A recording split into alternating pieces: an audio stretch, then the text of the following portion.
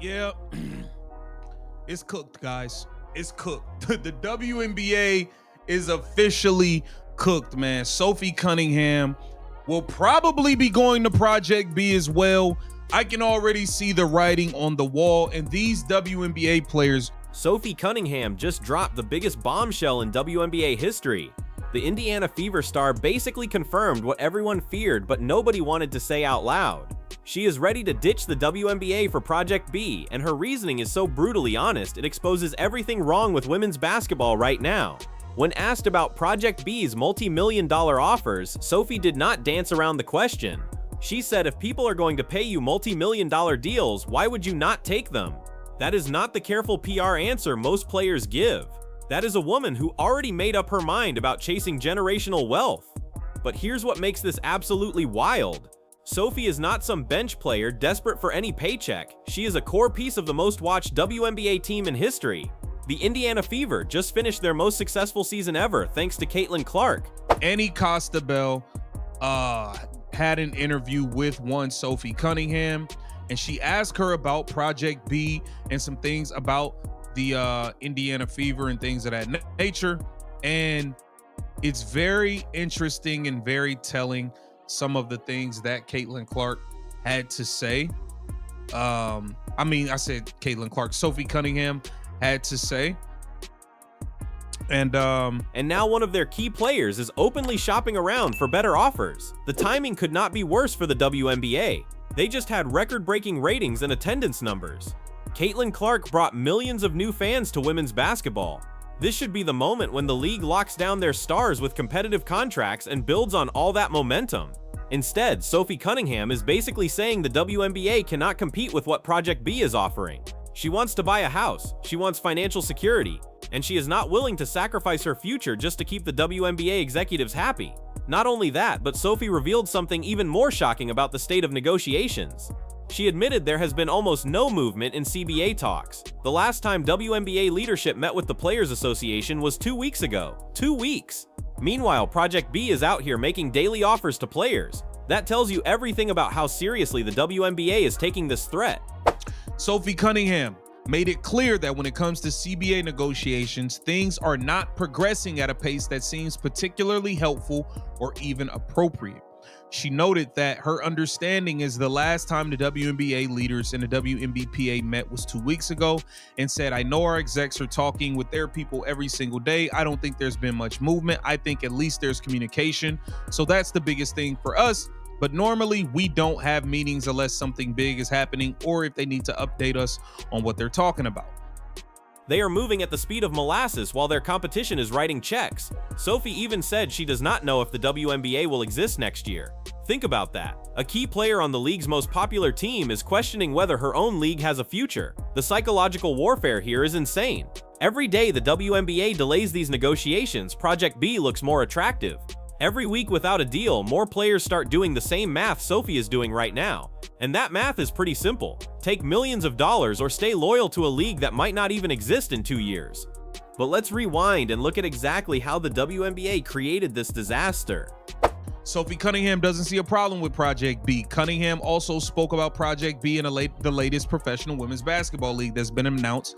Not too many details are available yet about the league, but it was hashed out by a group of investors who initially hoped to create a rival to the NBA.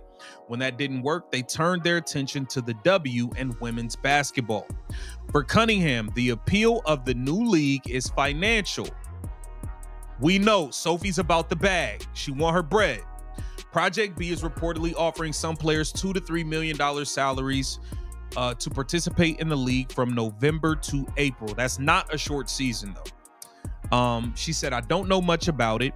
You know, you see stuff on social media, but I know how social media goes, so you got to take it with a grain of salt. But, you know, if people are going to be paying you multi-million dollars deals, why would you not? The league had years to figure out competitive salaries. They had multiple opportunities to structure deals that would keep players happy. Instead, they got comfortable and assumed loyalty would trump money. Sophie's interview reveals just how badly the WNBA is fumbling these negotiations. She noted that her understanding is the last time WNBA leaders and the Players Association met was 2 weeks ago. That is diplomat speak for we are getting nowhere fast. The league keeps claiming they are close to a breakthrough, but Sophie's words completely contradict what executives have been saying publicly. The WNBA is not just negotiating about money in these CBA talks. They are trying to force something way more controversial: exclusivity clauses that would ban players from Project B entirely. Think about that for a second. But I don't blame her. Listen, I've been very clear. If Project B called KTV on the way to Project B. It is what it is. It is what it is. And she's been very clear about where she stands in all of this, and that she's trying to get paid. It's the business. My whole thing is there are some social warriors and advocate warriors who going to Project B has been a complete contradiction of all the things they've been trying to push for in WNBA and all this other stuff. I wish they would have just said, hey man, we just want to get paid more, and they could stop all of this other foolishness that they've been doing. And just say, hey, it's strictly about the bread. We could respect and understand if it's strictly about the bread, but once y'all all try to be like this activist league and all this other stuff. We are talking 7- and 8-figure deals that players would have to turn down just to stay in the WNBA. Here's the twist though. The league thought they had leverage. They believed players would sacrifice for the greater good of women's basketball. They figured the social justice narrative would keep stars from jumping ship. But Project B just changed the entire equation by offering so much money that the choice becomes obvious. Sophie made it crystal clear where she stands on exclusivity demands. She does not see a problem with Project B at all. The appeal of the new league is purely financial, and she is not apologizing for that. When someone offers you $2 to $3 million, you do not turn it down for principles. Not only that, but the WNBA's negotiating position gets weaker every single day. Project B is reportedly offering some players $2 to $3 million salaries to participate in their league from November to April. Sophie Cunningham addressed her future with the Fever. Cunningham also admitted that there's a lot of uncertainty when it comes to the WNBA's 2026 season, which makes it more difficult to know if she can plan to be on the Indiana Fever next year. Like most of the league, Cunningham will be a free agent and her spot on the team is not guaranteed. There's a lot of uncertainty, like you said, with the CBA, with the money, if we're even going to have a league next year. And then people want to come back. We're trying to keep our core together. The Fever battled through several season-ending injuries, including Cunningham's own. Yeah, this was a season from hell for the Indiana in terms of injuries, man. And put in a strong performance during the WNBA playoffs this season. That is not just more money than the WNBA offers. That is life-changing wealth for players who have been grinding for 6-figure salaries their entire careers. Meanwhile, WNBA executives are scrambling behind the scenes. They thought they could guilt players into staying when the financial gap is this massive. They believe they could appeal to loyalty when asking players to leave millions on the table. But you cannot compete with basic human logic when someone is trying to secure their financial future. Sophie wants to buy a house. She has been open about this goal. She is not trying to be greedy or disloyal. She is trying to maximize her earning potential while her market value is at its peak. And the WNBA is asking her to turn down generational wealth to preserve their control over the sport. Let's dig deeper into what Project B is actually offering, because the numbers are absolutely insane. $2 to $3 million for a November to April season. That is not just competitive with WNBA salaries. That completely obliterates what the WNBA can offer. Most WNBA players make around $100,000 per year. Project B is offering 20 to 30 times that amount. But here's where it gets even crazier. Project B's season runs November to April, which means it directly conflicts with the WNBA's May to September schedule. This is not a complimentary league that players can participate in during the off-season. This is direct competition for the same players during overlapping months. The WNBA cannot have both. Either they let players participate in Project B and lose control of their own scheduling, or they demand exclusivity and watch their stars walk away for bigger paychecks. There is absolutely no middle ground here. Sophie just confirmed she is choosing the money, and you better believe other players are watching. Not only that, but Project B was created by a group of investors who initially hoped to create a rival to the NBA. When that did not work out, they turned their attention to women's basketball. These are serious people with serious money, and they are not messing around with lowball offers. Sophie admitted she does not know much about the league specifics because most information is still coming through social media. but she knows enough about the financial offers to make her decision. When someone waves multi-million-dollar contracts in your face, you do not need to know every detail about league operations. Here's what should terrify WNBA executives though. Sophie is not the only one feeling this way. Players across the league are watching these negotiations drag on while Project B is literally writing checks right now. Every day the WNBA delays, Project B looks more attractive to players who have been underpaid for years. The psychological impact is devastating. Sophie even questioned whether the WNBA will have a league next year. She said there is a lot of uncertainty with the CBA, with the money, and whether people will even want to come back. That is not speculation from some random analyst. That is inside knowledge from a player who understands what is happening behind the scenes. But wait, there's more. The WNBA just had their most successful season ever thanks to Caitlin Clark. Ratings exploded, attendance shattered records, merchandise sales went through the roof. This should be the moment when the league capitalizes on that momentum and locks down their stars with competitive deals. Instead, they are fumbling the bag so badly that core players are openly discussing exit strategies. Now here's the part that absolutely blows my mind. For years, WNBA players have positioned themselves as this activist league fighting for equality, fair pay, and worker rights. They made social justice a core part of their brand identity. Players spoke at rallies, endorsed political candidates, and constantly talked about using their platform for change. But now Project B shows up with actual money, and suddenly all that activism takes a back seat. Sophie basically said the quiet part out loud when discussing players who might jump to the rival league. She wishes social justice warriors would just admit they want to get paid more instead of pushing all this other activist messaging. Here's the brutal truth though. Sophie called it strictly about the bread, and that honesty is refreshing. Players deserve to maximize their earnings, but this completely shatters the narrative that women's basketball was ever about anything other than getting paid. The second a better offer appears, everyone is ready to jump ship. Not only that, but the contradiction is absolutely stunning. These same players who spent years lecturing fans about supporting women's sports are now willing to abandon the league that gave them a platform. They demanded loyalty from fans while showing zero loyalty themselves when money talks. Sophie does not see this as betrayal though. She said she would not knock anyone for chasing their money, and everyone could say you should not go until you have multi-million-dollar offers in your face. That mindset shift is happening across the league right now. Players are not viewing Project B as abandoning women's basketball anymore. They are viewing it as a legitimate business opportunity. But wait, it gets worse for the WNBA.